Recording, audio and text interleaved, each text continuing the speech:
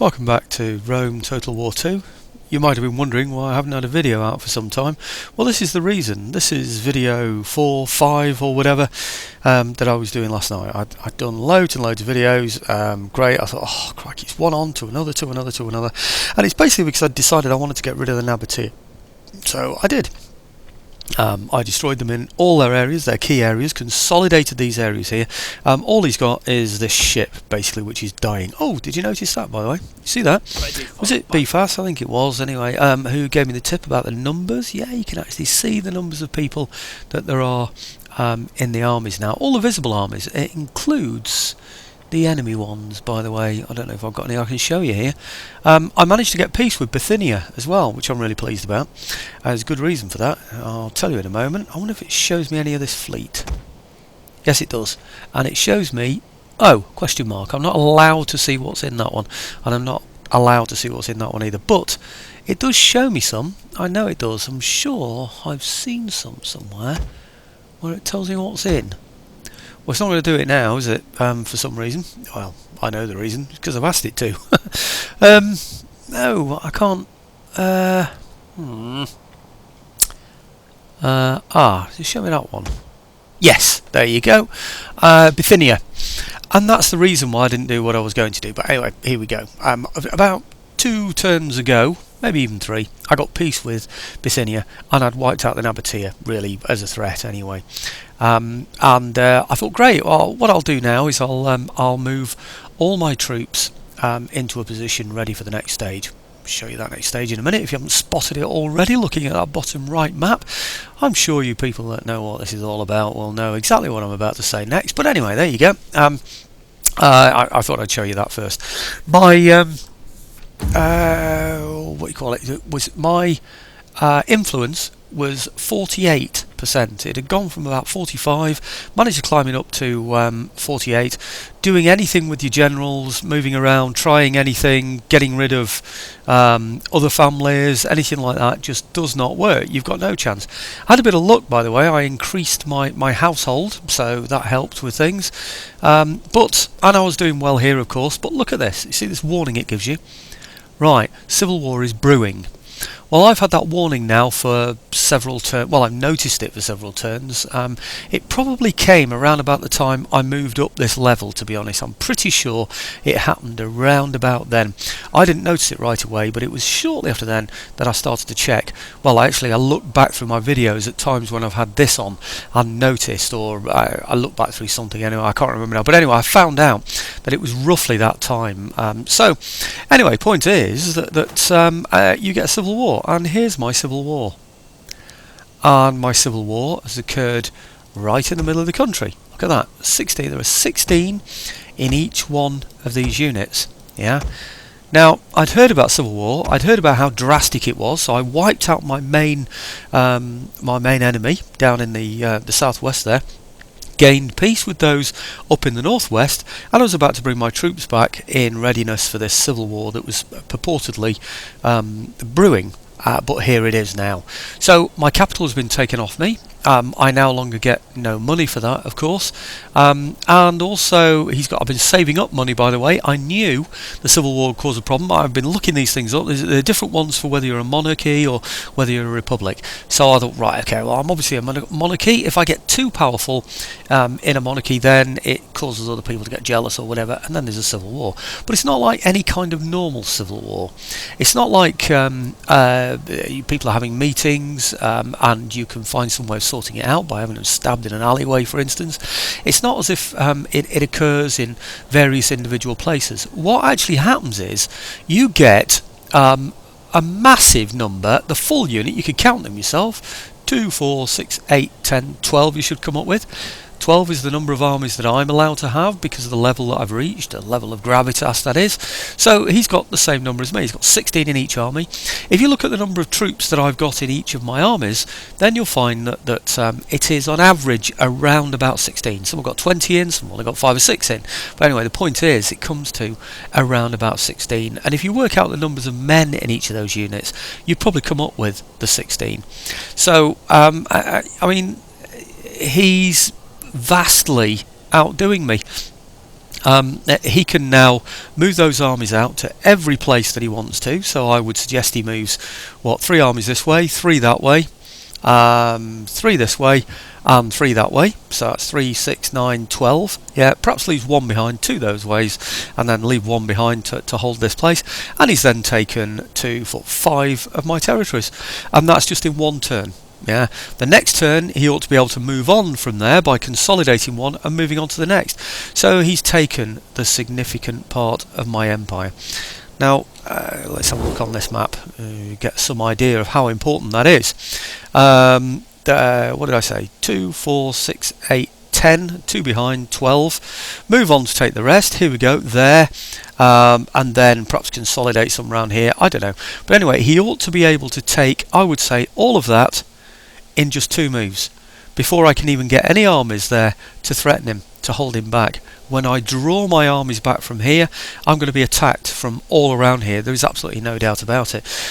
Will I win against these here? I don't know. Maybe. I'd have to put all my forces in there to do it. But what's going to happen here, you can see, is I'm going to get crushed from within. Well, it's going to be like a cancer growing from within while I hold my borders on the outside.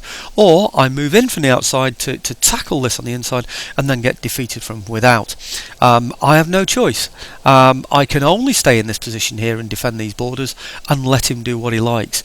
Otherwise, I'll be halfway between and I'll get hit from both sides at once. So it's game over as far as I'm concerned. The civil war in this has defeated me in my first campaign. I see no hope really. I think I say defeated. I personally, I think I've been defeated by the game rather than from the tournament, if you like, and from the campaign. And I'm packing in now because I don't want to actually physically be defeated. Anyway, I've looked up on YouTube, I've looked up all sorts of information and stuff about how this can be dealt with. Oh, by the way, you can't negotiate with them at all on the diplomacy screen. It won't allow you. It says you can, and it says your chances of a truce are high, but you click on that and you go, yeah, boom, it's just rejected. Nothing, even though it says high. You can't negotiate with them. So I've got no chance of negotiation whatsoever. I can only rely on those other people from the outside not attacking me and hope that I can get to him. Look where I am. Look where my armies are. 1, 2, 3. I'm 3 territories away from him having already gained 2.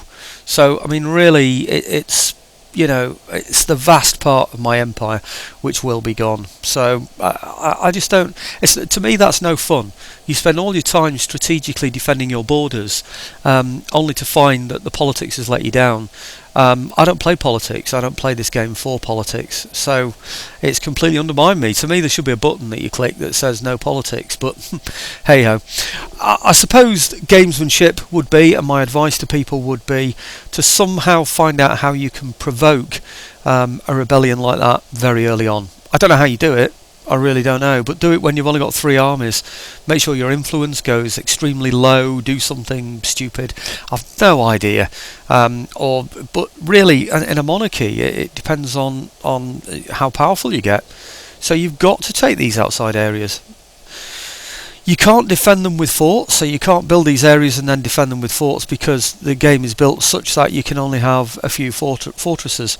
So you can't get out there, get your kingdom as big as you want it to be, put forts all the way around and move your men in and leave, enhanced garrisons behind with armies, because you can't do that. You've got to have your generals with the armies. You can't do it. So basically you can't create your own kind of garrisons.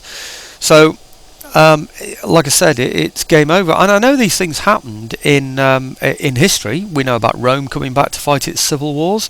We know about Genghis Khan doing it as well, pulling everybody back as well. Was it Genghis or Kublai? Might have been Kublai, I don't remember now. So we know all these things happened, which is fine, but it's not my kind of fighting. I just don't want to do it all again, to be honest. I don't want to go back there and fight to regain all the territories I've got, and I don't think it's right that an army the size of mine should suddenly appear at my capital, taking over that one area. Now, if it was, say, an uprising here, and then here, and then here, perhaps here or something, fair enough. But a full 12 armies with generals, where my capital is, I don't know of any civil war like that. What kind of civil war is that? That suddenly, I don't know. I mean, even the king in the English Civil War, when Parliament took over the country, and launched its secret army against the king as he fled towards Nottingham. They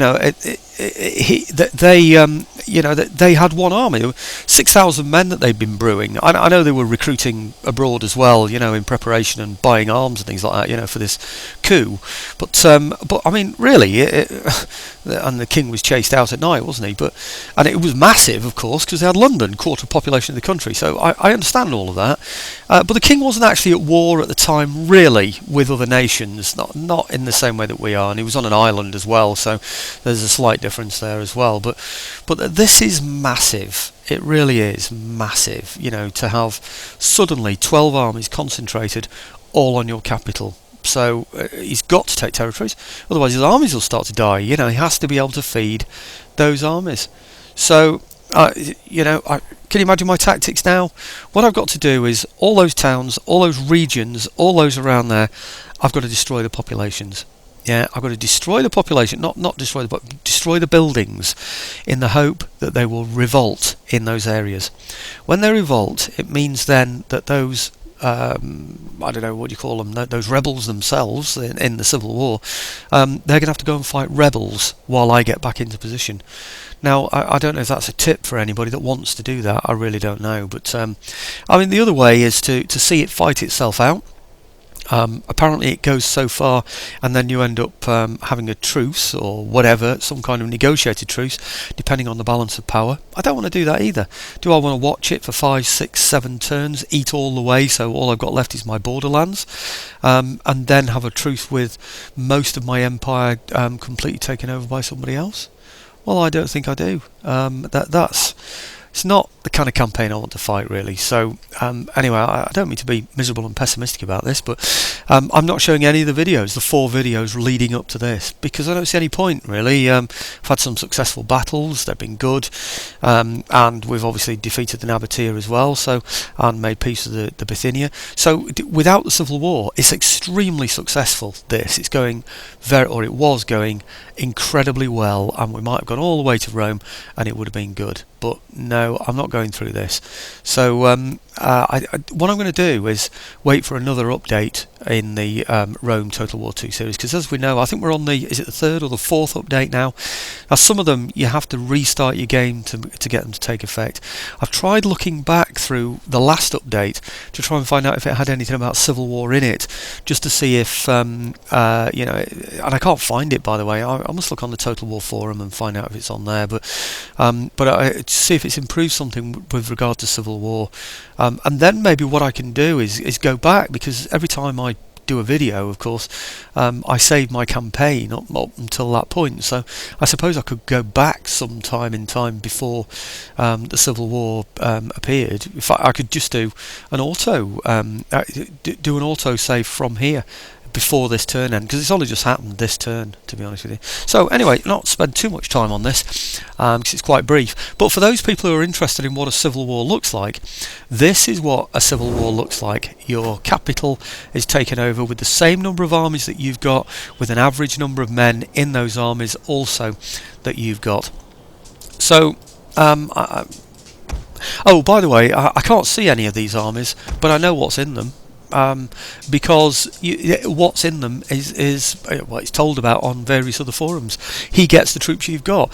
I've got 1 unit of elephants that I raised in one place, so you can guarantee virtually that every one of these armies is going to have a unit of elephants in. For a start, they'll have the axemen in, the hillmen, if you like. They'll have those in each of those armies, because they haven't had to raise them in different places.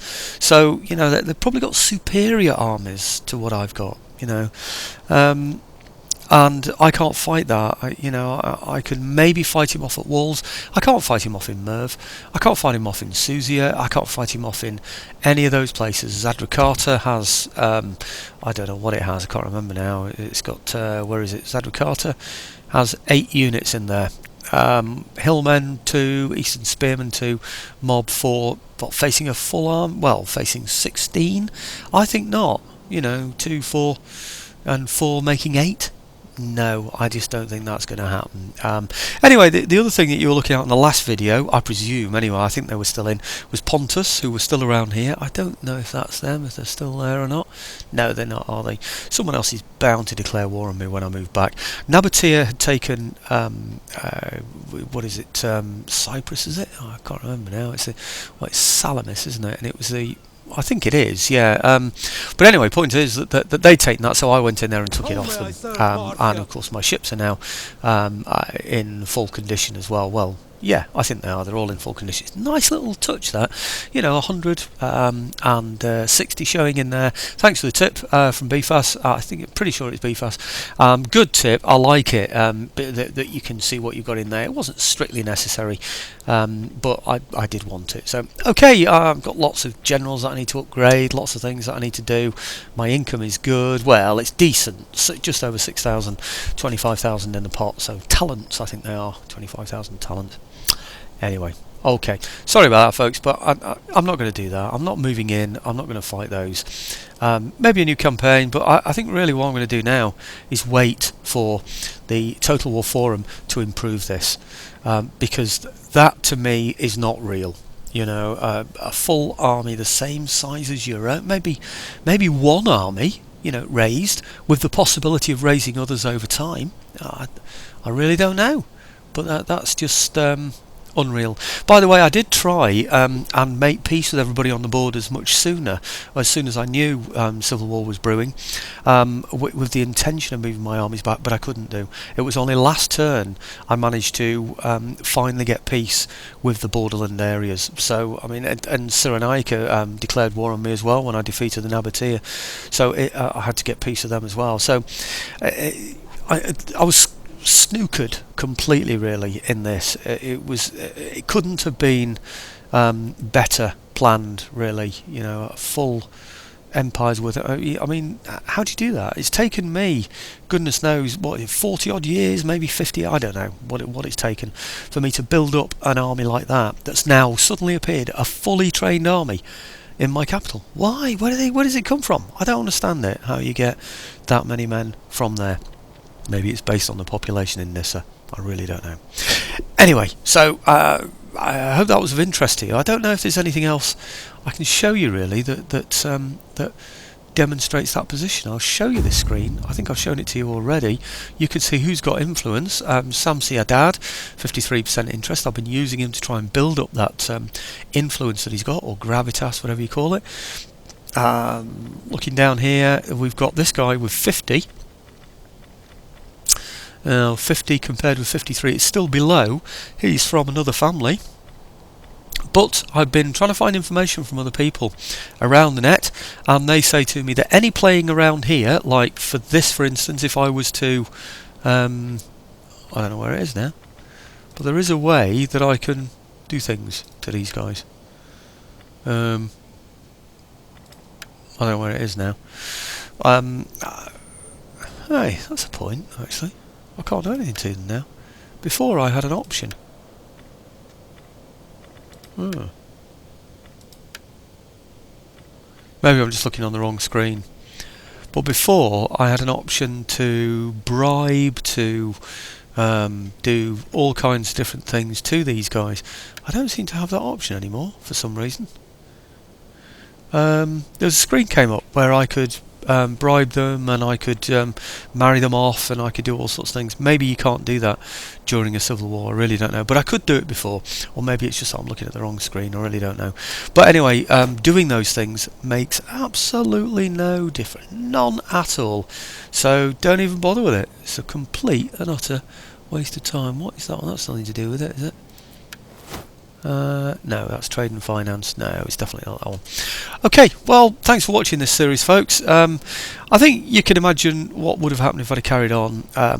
These would have done their worst. I'd have then ended up with a treaty with them. I don't know what I'd have done. Maybe I'd have been able to find a way to eventually defeat them even after that treaty, because they've weakened themselves so much. I really don't know. But anyway, I don't want to go through that. So, okay. Sorry about that, folks.